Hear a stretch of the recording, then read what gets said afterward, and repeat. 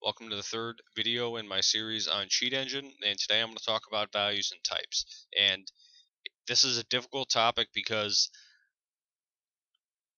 it's incredibly subtle and incredibly esoteric depending on your perspective, or it may not be subtle and esoteric depending on your perspective. But what I would say is, unless you are involved in the field of programming and dealing with types on a regular basis, this is something that you generally will not be exposed to and will make no sense to you. Or at the very least, it might make sense to you, but is something that you will regard with suspicion, and perhaps rightfully so. I can't pass judgment um, on that either way.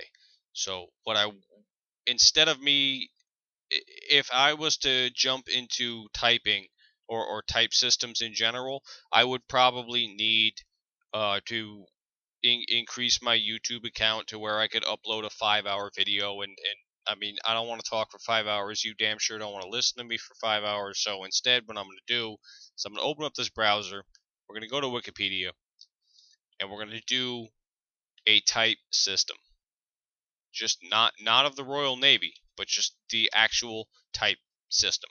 And it'll pop up this page about programming languages, type systems, their relations, static typing, dynamic typing, and depending on what you do or don't want to read on this page, it will tell you what you want to know, or and more than you ever wanted to know. I mean, I am a programmer, and there's stuff on this page that I could care less about, and I damn sure don't ever want to know.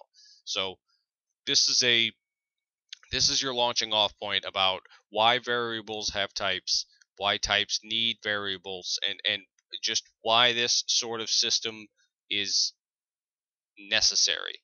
And it's not just, especially, it's not just on an abstract level, but Cheat Engine itself is operating on a very, very low level.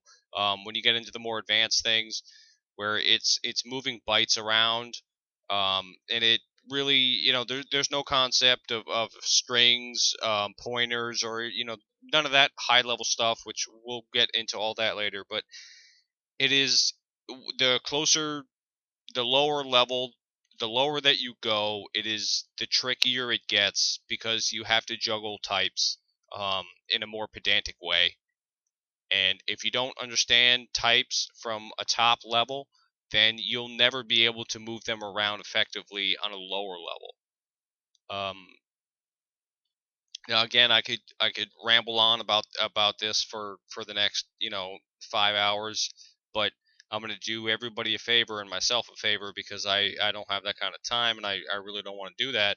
Um, by just pointing you to this Wikipedia page, and it's not just this page. I mean, look at some of the links. Um, you know, especially like variables.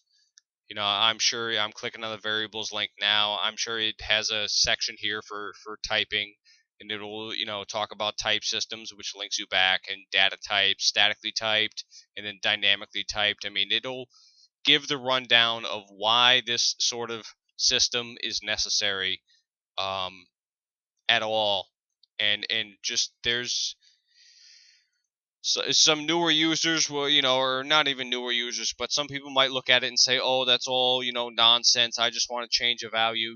You can't just go in and start messing around with values on a lower level without knowing the type, and there's just no other way to say it than that. And if you want to go in there and start poking with memory and messing with values, then you have to understand the type system, or the only way that you're going to be able to change the values is if you get lucky. And if you get lucky, you're never going to understand what you're doing anyway. And then when your table or your program or cheat engine or whatever, when it crashes, you're going to wind up on the forum, and you're going to be crying, and people are going to be saying, well, hell, you're modifying a float, with an int and yada yada yada. And do yourself a favor, understand the type system, understand why it exists, why it needs to exist, and what it means in the context of modifying memory. And if there's enough requests or whatnot, then maybe I'll put up a video or two of modifying different types, and maybe going into it in more depth. But at this point, I'm just not gonna jump into it because it's going to be a massive waste of everybody's time, including my own. And there's just no way that I can cover it all unless I devote the next month of my life to it. And there's no way that that's going to happen. So, that being said, I will end this video. And in the next one, I will sort of pretend, or not even pretend, but I will assume that we're all vaguely familiar with a couple basic types, which is, the 4-byte integer, the string, and the float. I will assume three basic types. If there's subtle differences between the 2-byte integer and the 4-byte integer or whatnot, but for the context, or in the context of this series, we're going to assume that for the time being anyway, that integers are 4 bytes, strings are strings, of the string type in Cheat Engine, and that floats slash doubles, because they're the same thing unless you count memory allocation or whatnot. But strings slash floats basically do decimals, so 5.3, 3.14, yada yada yada. Those are the three basic types that we're going to work with in the series up to a point, and when we get to that point, I'll certainly basically stop and say, okay, we're going to move beyond the three basic points, or the three basic types, and here's why, here's how, yada yada yada. Um, and we, whatever, we'll cover that. But for the time being, the three basic types we're going to assume into the next video and until heard otherwise, are integers, 4 bytes, strings, variable bytes, so of any length, basically just a string, and then floats and or doubles, but mostly floats, which are decimal numbers, so 3.14, 3.15, blah blah blah blah blah. Those are the three types that we're going to assume, and we'll pick up in the next video.